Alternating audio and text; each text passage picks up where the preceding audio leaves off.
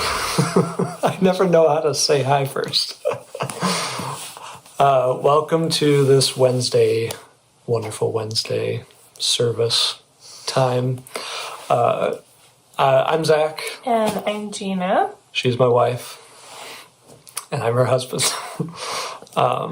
And I said that we would tell them that we love each other.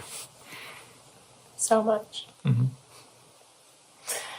So anyways, we are going to be diving into something that has been our journey the last couple of years. And if you've listened to anything we've done, you've probably heard us talk about it. Probably. But it's something like I feel like I'm constantly learning about just because it's something we're implementing into our lives in different ways. And so we want to share a little bit of just real life stuff and what we've gleaned along the way as it relates to rest. And something, we lead encounter nights and we have a Burning Heart workshop coming up. And one of the main things that we go after is ministering to Him and intimacy and all of that, and a lot of it, that's the root, that's the foundation, and rest is one of those things. It's something we get to enjoy, but it is completely countercultural. It's, for a lot of us, hard to get into, and it's not something that's new. In the Bible, when Jesus was on the boat and it was crazy storms. I don't remember where that one is. The Gospels. Yeah. Where he was on the boat with the disciples and it was a crazy storm and they were freaking out and Jesus was taking a nap. And I remember when we first started learning about this, that was the one story in the Bible that really stuck out to me, because I was how in the world, just picture yourself on the boat with a crazy storm happening. You would be going all over the place in the boat probably, to just be sleeping because you're so at peace and at rest. That to me was mind-blowing. But when Jesus was at rest, there can be a storm going on all around you, but you find rest within yourself. So it doesn't matter what is going on. But we have been purposing to, make this a main part of how we live and how we raise our kids and just how we do life. Mm-hmm. Practically speaking, I was just talking to someone today about how this learning how to be at rest made a huge difference in having my kids. The actual process of being pregnant and then having them, it was a huge difference in how I experienced all of that. Which is something we didn't know about with our first. Right. With our first, it was very much try and make things happen, do everything you can to move things along, which is totally what we do in life. And that is my I will be at rest and then something will happen and I revert back to let me control everything. I feel out of control right now. And I'll do all the things, literally all the things. And most of the time it doesn't even make sense why I'm doing it. Except that I know I'm trying to gain control because I feel out of control. But anyways, it's reverting back to what we know and what's comfortable. So it's a process of training. It's just in the practical sense, you have to train your muscles to get the muscle memory. It doesn't just happen. Did you want to share anything? I just feel a good comparison in life is, comparison's not really the right word, but just to look at the opposing sides of rest versus what Gina was just talking about with control. And like to rest doesn't mean out of control, like chaos. But the difference is, like, I know this is silly. I don't know if this is like a song or just something people say. I don't even know where this came from, but have you ever heard like when people are saying like, Jesus, take the wheel? Like that very idea, the reality of it, not just when people say it and they're being silly, but the reality of Jesus taking the wheel, being in control, guiding things, leading you, is to be at rest. And to be at rest with him is to release control. It doesn't mean being out of control, like in what that picture can build, of just not caring about anything, not doing anything, and just letting everything go to crap. But like, it's actually letting him have control and him have his way. And so that saying of Jesus taking the wheel is a practical picture of rest where you're actually releasing control to him. And so rest versus control is, I feel like, a good, I don't know, I can't think of the right word, but a good comparison of like one side versus the other. Oh, this is good. Sorry, I'm just like reading some of these notes that we have. Rest makes room when busyness will fill space with emptiness. The divine nature's rest. God rests in himself and makes all things rest in him. True rest is honest. It creates a place where you're honest about where you're at emotionally. Rest is vulnerable. Okay, we can just stop there for a second.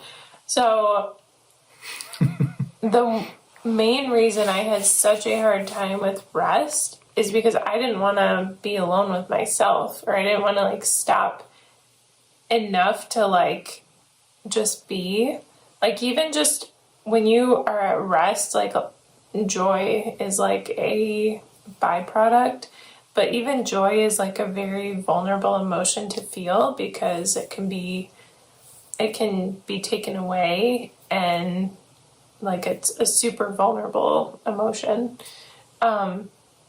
But being at rest, like you're forced to stop and to lay things aside, to let go of control, to like, so there's like the way of like we're resting from like busyness. So in the practical sense, like not doing all of the things on your to-do list, which we'll talk about like what we've been working on as a family, but there's like that aspect. But then there's like the living from rest where you're like in a place where you're not afraid to be with yourself. Like you can sit and be with him, and like there's quiet and you're fine with that. There's like stillness, but all of that is very vulnerable because you're just there like an open book, ready to be read, ready to be like poured into, which is like such a beautiful picture. And like that's a place where he can really like pour into you and speak to you. Like a lot of times we're so busy that we don't even take time to what? Finish. I just have something. Oh. We don't take time to like hear what he's saying to us. Okay, yes, go ahead. That is good. So a picture of our modern lives is busyness. And we've heard this a million times, so I'm not going to belabor the point. But most of the time, we're moving. And that looks different for different people, depending on your job, your life. My busyness looks different than Gina's busyness because she's a stay-at-home mom. And so her busyness is 4 of our children running around. Well, Haven's not running around yet. She's a baby. But like, so busyness looks different for different people and at different stages of life. But our busyness it's movement that makes it so you don't have to look at the condition of your own heart, of your soul. You can just be busy. When you're busy, you don't have to look at anything because you don't have to look inward or look at yourself or look at what the condition of the world around you is or when your you're family or relationships. yeah, and because you're busy, you're going from thing to thing, and we all experience this. And every time something new gets added, it's like you have to relearn stuff. Like every time we have 4 kids. Every time we have another kid, it's like we have to relearn how to do things in life, like with rest and with intimacy with the Lord. Because just stuff changes, and so in your life you may have different scenarios, but you have to relearn things. But anyway, busyness is like you don't have to look at stuff. And rest and stillness is really scary because when you're still, when you're not moving, when you're not busy, you are faced with the condition of your soul. And for many of us, especially if you've not looked at it in a while, it can be a very scary thing. And that's the vulnerability part. Yeah. Okay, this is just really good. So I want to read... Can I read the story? Yeah. Okay. So the story of Ruth keeps coming up to me, and it's kind of like a different look on rest. Like normally when people talk about rest, this wouldn't be like where they would find it, but hopefully you'll see. So in Ruth 3, I'm going to start at verse...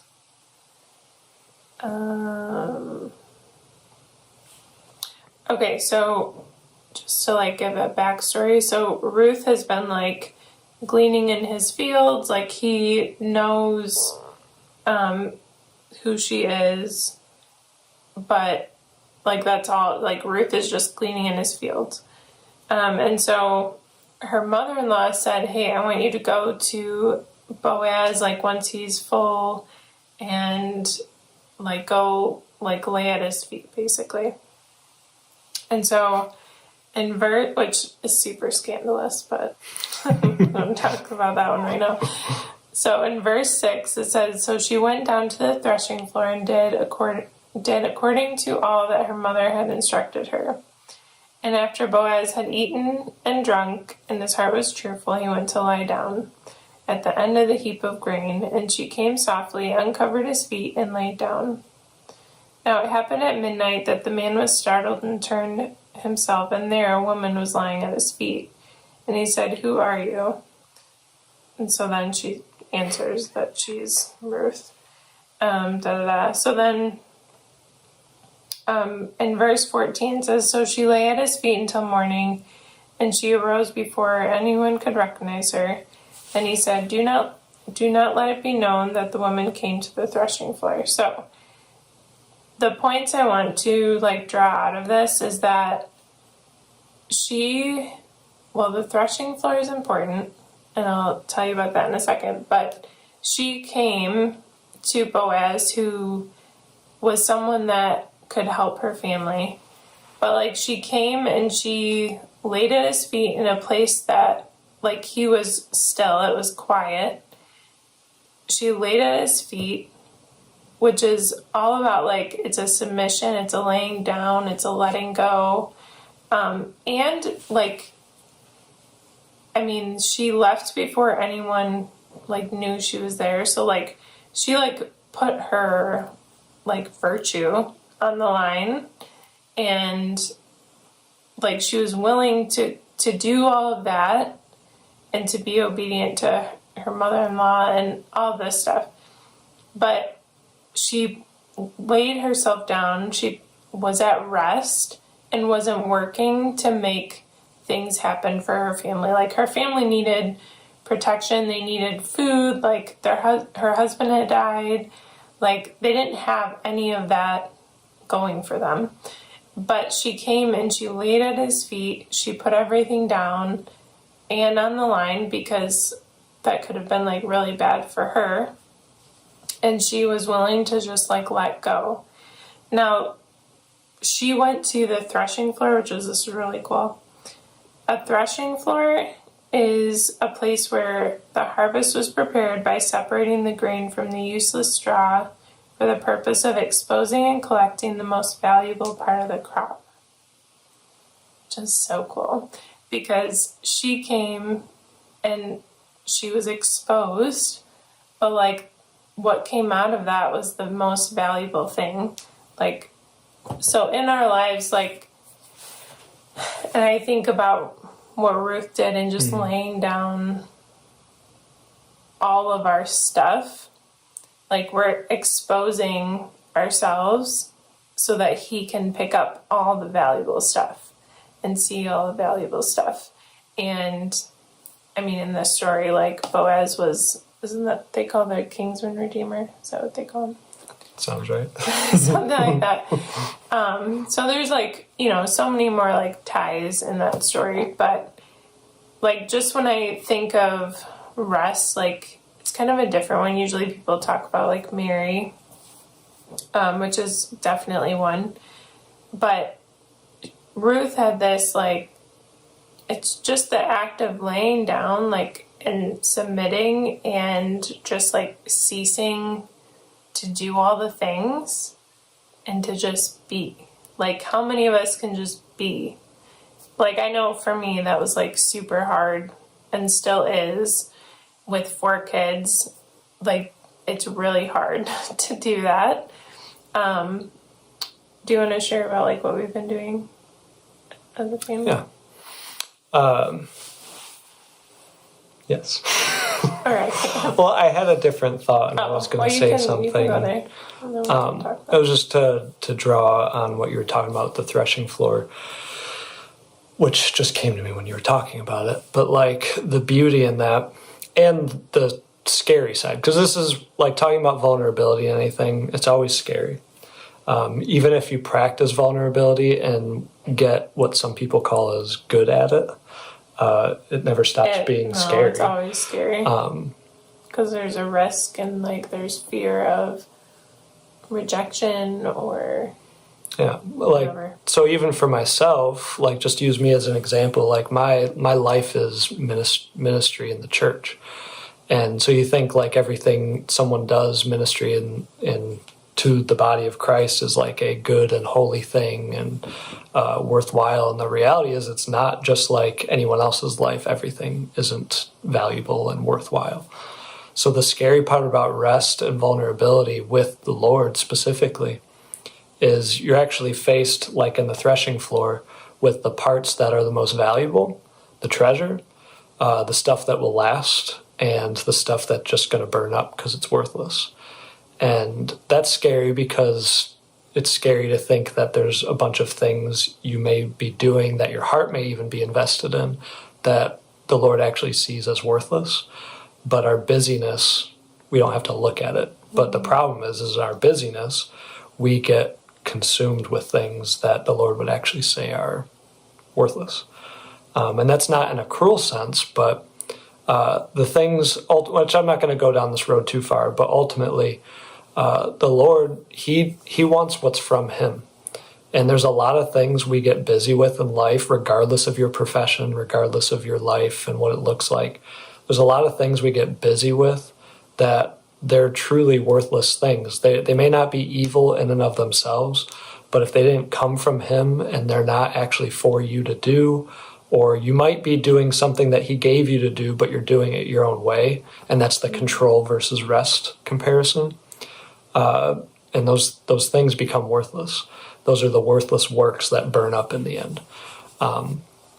Which I don't have the reference for that, but it's in the Gospels. Jesus talks about that. So the threshing floor, that just stuck out to me. Like that, the scary part in that can be that you're actually faced. That's the condition of your soul thing, but you're faced with the reality of the parts of your life that.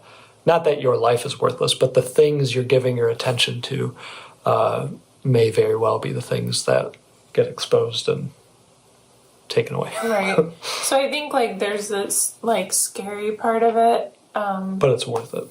Right. It's so worth it. Like if you think of what he just said, like how much easier would our life be if we just continually put ourselves in that place where he could just come and give direction, like come and show you like all the treasures and all that, like instead of us getting to the end of our rope and then finally realizing like, oh, you know, I guess I should figure this out. So hopefully some of this has maybe just like sparked like a hunger and like a desire to even just like a curiosity as to what it is. But something on the practical sense that we'll share really quick. We as a family have not been good at this for a very long time. But we discovered like what we call like what would fill our cup. So for us, it's like the things that bring you joy and that aren't work. So for us, it's like nature, it's coffee, it's like going to breakfast. A lot of it's like revolving around nature. Going on hikes, like fires, like all of those things. Like we love that. And so we were challenged and reminded again, like to make rest like a weekly thing. So it's not something we work to get to, but like it's just a part of what we get to enjoy. And so we have done it a couple times now. So we used to just do like one outing or something with the kids, and that would be like our fun. But then we would like forget and not do it for like a month or 2 months. So we've been trying like every week to pick like a day where we can like, what is it, like 12 hours? Sure. Something like that. 12 hours where we don't do the work. So obviously we have little ones, like you have to change the diapers, like make kids food, things like that. Well, we don't have to, but we do right, those we're things. Good parents, so. But we like talk ahead and we plan a day, and then we just do the things that fill our cup. So like this last weekend, what did we do? We went to breakfast. Well, we had a date night. Yes, we had a date night. So sometimes it does look like not all family stuff. Like that was our first time where we went out on our own. And then the next morning, like we did something with the kids. And for me, like knowing like, okay, here's like from here to here, like we're not doing work. So right. Yes, after that, like we had to catch up on a couple things, but like it is so worth it to have that time to like recharge, especially an intentional family time. Right. That has actually been really, really cool to see the kids, like, especially after a whole week of busy or like being in school, just to have that time to like connect and recharge themselves. But then with us, like we're giving them attention, and it's been really cool like to see how they like just light up. And now they're starting to get like, they know it's coming, or like they know like, oh, this is like, you know, what we are gonna do. Or do you want me to share where it came from? What? Where it came from? Oh, sure. So we don't do the fullness of this yet, if you happen to look it up. But we were listening to Larissa Miller from Upper Room, and Michael Miller, the senior leader there. But we were listening to them talk.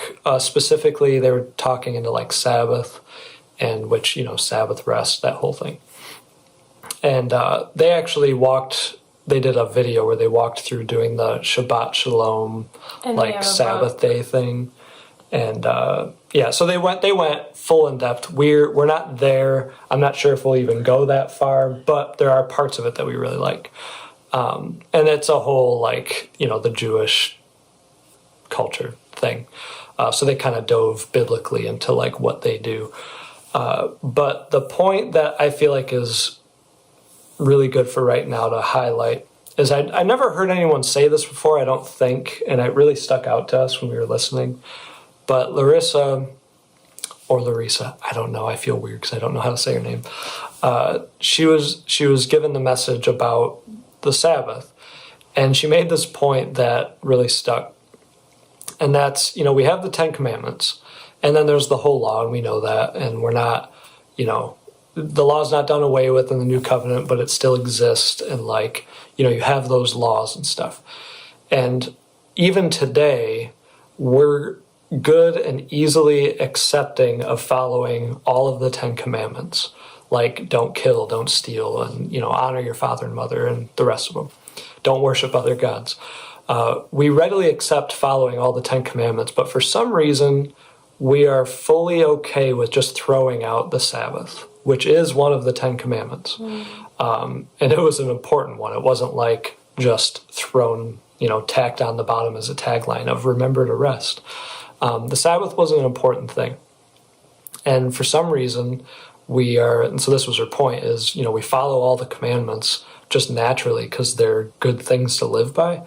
But we readily throw out Sabbath. And so then they go into even what we do with the teaching of how to do certain things and, ways to kind of bring the family into it and be intentional. So I'm not going to go into all that. But they were talking about Sabbath, and they made that point, and that really hit because we've been pressing into rest and intimacy and all that, and this was a whole nother layer of bringing family into it and your actual your home lifestyle and having rest be a part of that, and how important it is, and the value of it and what it does even spiritually for a family and household, and for raising your kids and teaching them really a healthy way of living, and physically and spiritually. But I mean, just thought that was making me laugh. How crazy is it that God would actually want us to enjoy our life? I mean, but really, it's a gift for us. It's not something that is a punishment, you can only rest if you do this, or I feel a lot of times it feels like a punishment if that's you don't feel like you did well enough. Yeah, so you have to earn it. So this we'll wrap up in just a second. This was the last thing that stuck out to me. Just as a note on rest is, and I'm good at this one, I'll say, just to tell myself, but rest is an intentional thing that he invites you into. It is not disconnecting. Most of my time, I'm good at being still I'm fairly good at being still and resting with the Lord, but with actual rest that's good for your soul and bringing your family into it and all that. There's a difference between not working and disconnecting, which, practical example, your phone, watching shows, binging on Netflix, that kind of stuff, that's disconnecting. Not that can't be involved in some capacity. It's numbing. Right, but if your singular way of resting, because sometimes we need to just chill and disconnect. It's not wrong to do any of those things, but if your rest, my point is this: rest is not disconnecting. Rest is staying connected, but it's connecting to Him, and it's connecting to the Lord in that place of rest where you are ceasing from your works and you are entering into His rest. Mm-hmm. So I just wanted to make that note that disconnecting is not the same thing as rest. Yeah. Do you have anything else before we close? I'm going to read that. No, go ahead. All right, so I'm going to read the scripture, and then we'll just kind of pray over you, and hopefully this blessed you. I believe it will. So this is Matthew 11, 28 through 30. This is Jesus talking, and this is his invitation. I mean, there's other parts of the Bible where it talks about rest, but this stuck out to me as this is Jesus himself inviting you into this place. So Matthew 11, verse 28 says, "Come to me, all you that labor and are heavy laden, and I will give you rest. Take my yoke upon you and learn of me, for I am meek and lowly in heart, and you shall find rest to your souls. For my yoke is easy and my burden is light." So this is his invitation. He says, come to me, you that labor and are heavy laden, and he will give you rest. So it's his invitation for you to come in. It's an intentional step, and it's responding to that. Rest is not something that you do accidentally. We accidentally get real busy, but you have to intentionally rest. You have to make the choice. You have to say yes. You have to take that step. So respond to his invitation and, press into that. But do you want to bless us out? Pray for them? We just bless you. We bless your family, your household, and those that are close around you. And we just bless your time with him, that even like as we were talking, like I know that things were being highlighted to you as to maybe things that you've picked up or let go of that shouldn't have been let go of, and that he's drawing you back to him and drawing you back to a place of enjoyment, and especially like I feel like for those who haven't really gotten to that place of like enjoying him and like what does it even feel like and what does that look like, I just pray that you would just have experiences and encounters with him, that he would begin to reveal that to you, and that you would be drawn into moments with him that he can just begin to love on you and show you his enjoyment, and even just in the practical sense of like learning what connects you to him and what fills your cup. So we just bless you, and amen. Amen. Well, thank you for your time. Have a wonderful day or night or whatever. Bye.